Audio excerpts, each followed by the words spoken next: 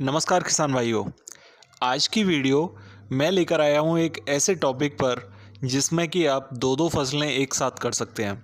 इसमें आप गन्ने की बुवाई के साथ साथ मूंग की बुवाई कर सकते हैं। ये दोनों फसलें अपने आप में बहुत अच्छी फसलें हैं और मूंग की फसल लगभग 60 से 65 दिन में कट के फ्री हो जाती है। मूंग की फसल से हमें दाल तो मिलती ही मिलती है, उसके साथ में खेत में खाद इतना अच्छा मिल जाता है। जैविक खाद, बिल्कुल जो हरा पत्ता मूंग का होता है वो गलने के बाद में खाद का काम करता है।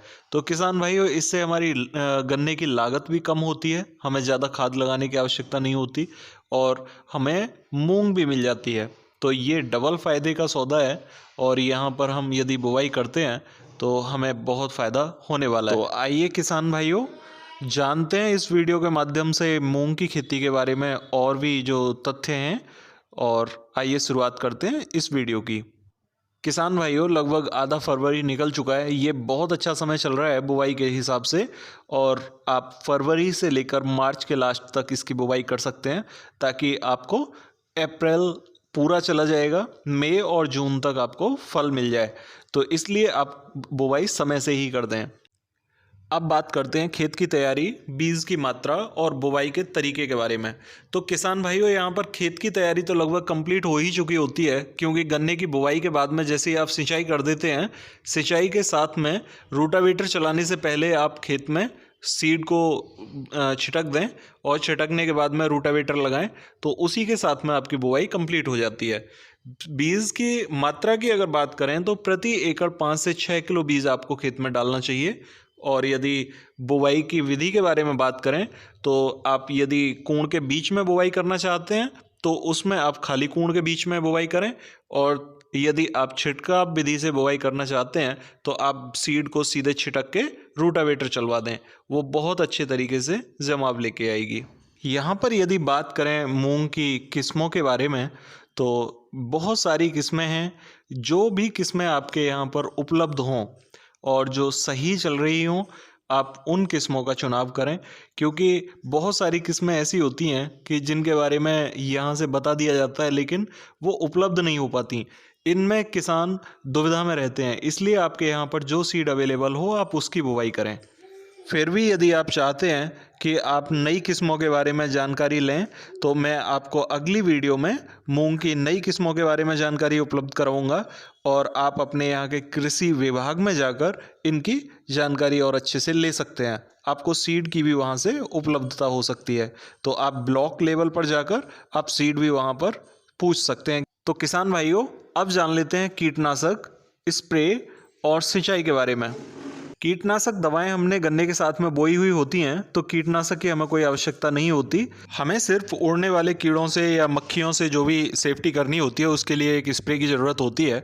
उसके लिए आप लैम्डा ले लें और 250 ml लैम्डा के साथ में 500 ग्राम ह्यूमिक एसिड मिक्स कर लें। 500 ग्राम ह्यूमिक एसिड और लैम्डा दोनों का एक बहुत अच्छा साल्ट बन जाएगा। इसे आप 180 लीटर पानी के साथ में मिलाकर स्प्रे कर दें। ये गन्ने के लिए और मूंग दोनों के लिए बहुत अच्छा साल्ट बन जाएगा। तो आप इसकी स्प्रे करके उड़ने वाले कीटों से फसल को बचा सकते हैं और इससे ग्रोथ भी बहुत अच्छी होगी।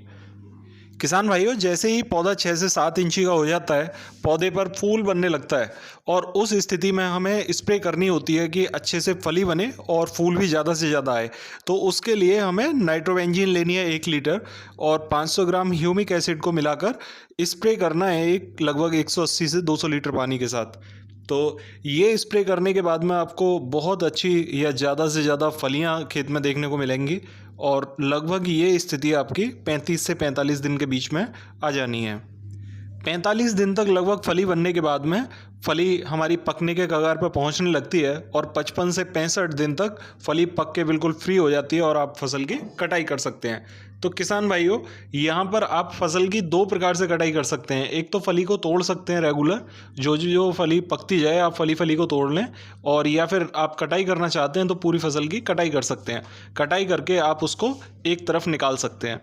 यदि आप फली तोड़ते हैं तो पौधे को खेत में ही छोड़ दें, जिससे कि खेत में उस पौधे का खाद बन जाता है और वो बड़ा उपयोगी सिद्ध होता है आगे चल के। अब बात कर लेते हैं प्रति एकड़ पैदावार की।